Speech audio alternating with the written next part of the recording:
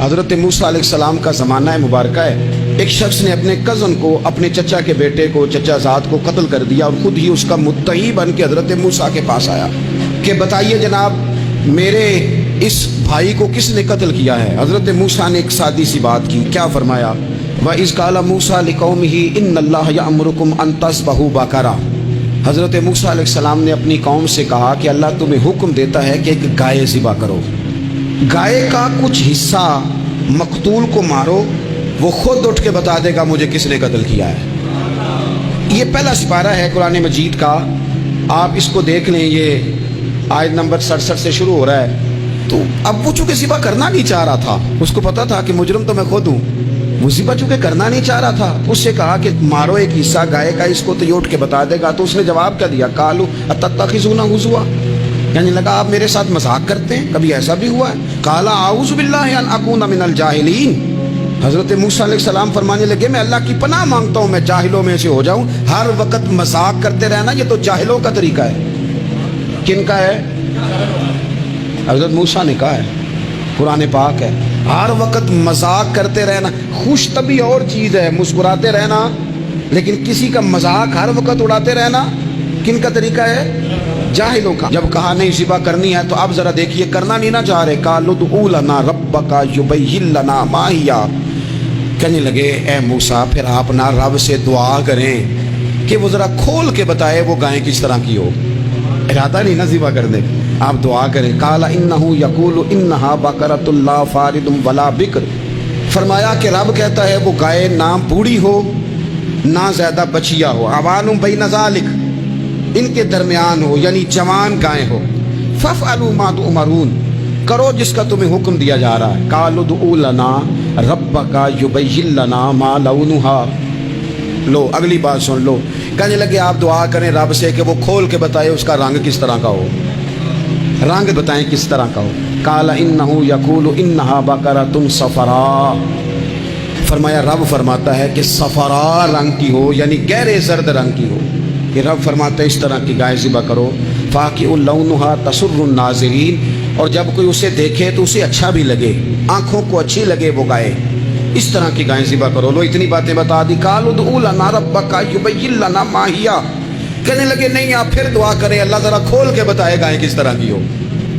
ان البقرہ تشابہ علینا، ہمیں ذرا گائیں پر شبہ پڑ گیا ہے کس طرح کی ذبح کرنی چاہیے۔ وَإِنَّا انشاءاللہ لمہتدون، اگر اللہ نے چاہا تو ضرور ہم ہدایت پا جائیں گے۔ پھر اللہ تعالیٰ نے فرمایا کہ قال انہ یقول انہا بقرۃ لا ذلول تثیر الارض، گائیں اس طرح کی ہو کہ وہ کبھی کھیتی میں نہ چلائی گئی ہو، یعنی اس کو کبھی کام نہ اس سے لیا گیا ہو۔ بیل کو لوگ لگاتے تھے نا، جو کام آج ٹریکٹر سے لیا جاتا ہے وہ گائے بیل سے لیا جاتا تھا، تو وہ کھیتی باڑی کے کام نہ اس کو لگایا گیا ہو۔ ولا تسقی الحرث، اور نہ اس سے پانی نکالا گیا ہو، نہ کھیت چلانے ہل چلانے میں لگائی گئی ہو، اور وہ جو کنواں ہوتا تھا جس کے گرد گائیں گھومتی تھی، تو کہا وہ بھی کام اس نے نہ کیا ہو گائے نے۔ مسلمۃ لا شیۃ فیہا، وہ ہر عیب سے پاک ہونی چاہیے۔ قالوا الآن جئت بالحق، اب کہنے لگے اب آپ صحیح بات لے کے آئیں، اب سوال ختم ہو گئے نا، کہنے لگے اب آپ بات فذبحوہا، انہوں نے ذبح کر دی۔ وما کادوا یفعلون، پر ایسا کرتے نظر آتے، لگتا نہیں تھا کریں گے ذبح پر ذبح۔ اچھا یہ گائیں پھر ملی کیسے؟ امام خازن کہتے ہیں کہ ایک نیک آدمی تھا، تو اس کا آخری وقت آ گیا، تو اس کے پاس جو کل جمع پونجی تھی وہ ایک بچیا تھی، گائیں کی بچیا ویڑی، اس کے پاس وہ ایک بچیا تھی صرف۔ تو اس نے اس طرح کیا کہ اس کی گردن پر ایک مہر لگائی، اللہ کے نام پر بطور امانت اس نے اس کو جنگل میں چھوڑا، کہا یا اللہ میرا بیٹا ایک ہی ہے وہ بھی چھوٹا ہے، اس کی حفاظت کرنا اور میرے بیٹے کو پہنچا دینا۔ بچہ بالغ ہو گیا، اس کی ماں نے کہا بیٹا جو امانتیں رب کے پاس رکھوائی جائیں نا ان میں خیانتیں نہیں ہوا کرتی، جا کے جنگل میں آواز دے تیری گائے واپس آ جائے گی۔ اس نے جا کے جنگل میں آواز دی کہ وہ جو میرے باپ نے امانت رکھوائی تھی وہ کدھر ہے؟ وہ نشان لگی ہوئی گائیں دوڑتی ہوئی اس کے پاس آئی۔ واللہ خیر الرازقین، جب رب بندوبست کرے، جب اللہ بندوبست کرے تو پھر معاملہ اور ہوتا ہے۔ وہ گائے آ گئی، اب اس نے کیا کیا اس نوجوان نے کہ وہ گائے گھر لایا، ماں سے آ کے کہا کہ اماں یہ تو اللہ نے فضل کر دیا۔ ماں کہنے لگی پتر حالات ہمارے خراب ہیں، मंडी में ले जा, इसे बेच दे, लेकिन सौदा मेरी मर्जी के बगैर तय ना करना। किसकी मर्जी के बगैर? किसकी? अम्मा की मर्जी। और सुनो यार, थे कुछ लोग जिनको लोगों ने ताने भी दिए कि तुम माँ के पीछे लग गया है, लोगों ने बड़ा कुछ कहा, पर जो माँ की मर्जी पे लगे नाकाम नहीं होते जिंदगी में। ये देखो, माँ की मर्जी पे लगा। उसकी कीमत कितनी थी गाय की? बड़ी महंगी थी, पर 3 दिनार की थी। मंडी में ले गया, 3 दिनार उसकी कीमत लग गई। तो माँ ने कहा था मेरी मर्जी के बगैर सौदा ना करना।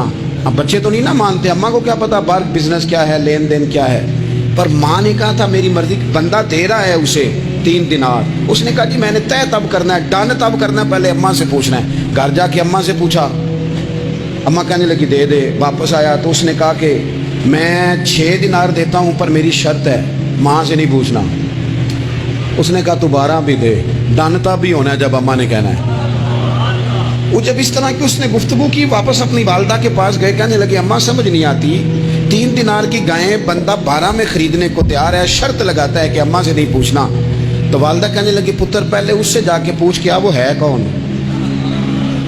ये कोई रूहानी मामला है, कोई गैबी मदद है, पूछ। उससे जाके पूछा तो वो कहने लगा मैं तो फरिश्ता हूँ अल्लाह का, तूने गायें बेचनी नहीं इसलिए कि तेरा बाप भी नेक है, तेरी माँ भी नेक है, रब तेरे रिस्क में बरकत पैदा फरमाना चाहता है। माँ बाप नेक होना, रिस्क में बरकत हो जाती है। माँ बाप नेक हो, उनकी सालिहियत का असर पहुंचता है बच्चों तक। रिस्क हलाल कमा के लाने वाले हों तो घर में बरकत होती है। जाके कहा कि तेरे माँ बाप नेक थे, इसे ना बेचना गाय को, तो क्या करें? कहने लगे बनी इसराइल वाले सवाल कर करके ना कर करके खुद मुश्किल में आ गए। अब वो ऐसी गाय जो जवान भी हो, यहाँ तो हर गरीब आदमी अपनी गाय यहाँ लगा देता है, खेती बाड़ी में यहाँ लगा देता है, कुएं में पानी निकालने में, तो यहाँ तो हर एक की गाय। तो ऐसी गाय जिसका रंग भी इतना प्यारा हो, ज्यादा बूढ़ी ज्यादा बच्ची भी ना हो, और अभी तक खेत में भी ना लगी हो, वो सिवाय तेरे कहीं नहीं है। उसने कहा चल फिर मेहरबानी कर बता मैं कितने को दूं गायें, अगर वो आ जाए तो कितने को बेचनी है। उसे कहना कोई नहीं, रेट तो ज्यादा करना ही नहीं। उनसे कहना गाय के अंदर से गोश्त निकाल दें और जितना गोश्त है उतने पैसे भर दें, उसकी खलड़ी भर दे। अब वो बनी इसराइल वाले ढूंढते ढूंढते ढूंढते ढूंढते पहुंच गए। कहा जनाब गाय 3 दिनार की 6 ले लो। उसने कहा ना भाई, ज़िबा करूंगा, गोश्त निकालूंगा, जितना वजन गोश्त का इतने पैसे भरोगे खाल में तो फिर गाय तुम्हें मिलेगी। अब मजबूर थे, क्या करते? इब्ने कसीर हदीस लाए हैं, इमाम सयूती ने दुर्र मंसूर में भी लिखी है। नबी पाक सल्लल्लाहु अलैहि वसल्लम ने फरमाया सुनो जवानों, और इसे दिल की तख्ती पे लिखो। नबी पाक अलैहिस्सलाम ने फरमाया अगर बनी इसराइल वाले ज्यादा सवाल ना करते तो इतनी मुश्किल का शिकार ना होते। इन्होंने सवाल इतने किए कि चारा नहीं है अब इनके लिए, चारा नहीं है अब इनके लिए कि ये इधर उधर जा सके, मजबूरी बन गई। यही गाय खरीदनी है, यही ले जानी है। अब इतना सारा माल जमा करके वो गाय खरीदी, ज़िबा की, तो मकतूल को जब उसका एक हिस्सा मारा तो उसने उठ के कह दिया ये जो मुदई बना हुआ है ना, यही तो मेरा कातिल है, यही तो मेरा कातिल है, यही तो है जिसने ये सारा काम किया।